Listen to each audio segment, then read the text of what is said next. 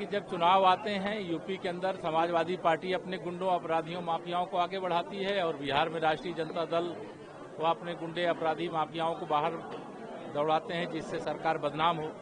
लेकिन जो गुंडागर्दी करेगा, जो अपराध करेगा, जो माफियागिरी करेगा, उसकी खैर नहीं है। जहां एनडीए की भाजपा की सरकार है और उनके खिलाफ कार्रवाई हो रही, वो सब पकड़े जा रहे हैं और राष्ट्रीय जनता दल या समाजवादी पार्टी को इस मुद्दे पे कोई फायदा नहीं मिलना, क्योंकि आम जनता जानती है कि गुंडों की पार्टी कौन है और सुशासन और विकास करने वाली पार्टी कौन है।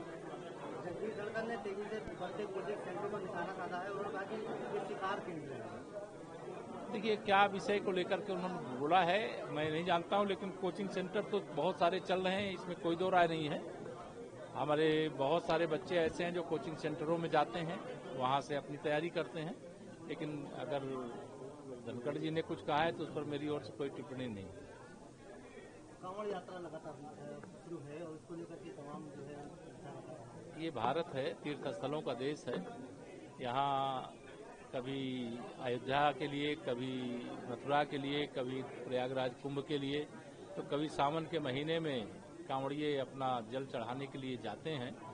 और हमारे देश में, प्रदेश में जहाँ भाजपा है वहाँ कांवड़ियों का, भक्तों का स्वागत है, पुष्प वर्षा है, उनकी सुरक्षा है और कोई गड़बड़ी न होने पावे किसी कार्यक्रम में, इसकी लगातार चिंता की जाती है। सपा स्कूल बंद पे सवाल उठा रही है कि स्कूल बंद करके 27,000 मधुशाला खोलेंगे। माननीय उच्च न्यायालय के सामने मामला आया था, माननीय उच्च न्यायालय के निर्णय आने के बाद सपा की टिप्पणी खोखली है, अब उनको कुछ बोलने का नहीं है। लेकिन शिक्षा को लेकर के वह काम बात न करें।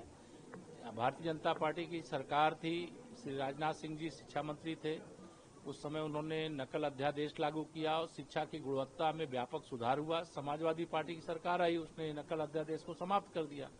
तो वो शिक्षा के प्रति गंभीर लोग नहीं है, वो अपराध के प्रति, माफियाओं के प्रति, अपराधियों के प्रति गंभीर है। प्रमोद तिवारी कांग्रेस नेता है, बिहार चुनाव को उन्होंने बोला है भाजपा जब भी चुनाव हारती तो ईडी और इनको आगे करती है, सीबीआई भी। हम मतदाताओं के बीच में जाते हैं और मतदाताओं का आशीर्वाद पाते हैं और 2024 लोकसभा चुनाव के बाद 4 राज्यों में विधानसभा के चुनाव हो चुके हैं, जिसमें 3 राज्यों में कमल खिल चुका है, भाजपा की सरकार बन चुकी है और बिहार में भी बनने जा रही है और आगे जितने भी राज्यों में विधानसभा होंगे वहां बनेगी और यूपी में भी तीसरी बार प्रचंड बहुमत की भाजपा सरकार।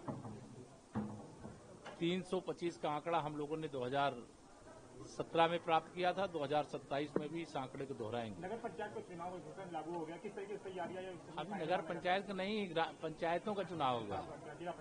हाँ, पंचायत के चुनाव की तैयारियां चल रही हैं, जैसे वो आयोग को कराना है, सरकार और पार्टी दोनों तैयार है। 2027 में जो है क्या केंद्रीय नेतृत्व आपको वही जिम्मेदारी देने जा रहा है क्या? ये तो आपको मालूम होगा, मुझे मालूम नहीं। हमसे जुड़े रहने के लिए हमारे YouTube चैनल को सब्सक्राइब करें और नई वीडियो की नोटिफिकेशन के लिए बेल आइकॉन को दबाएं।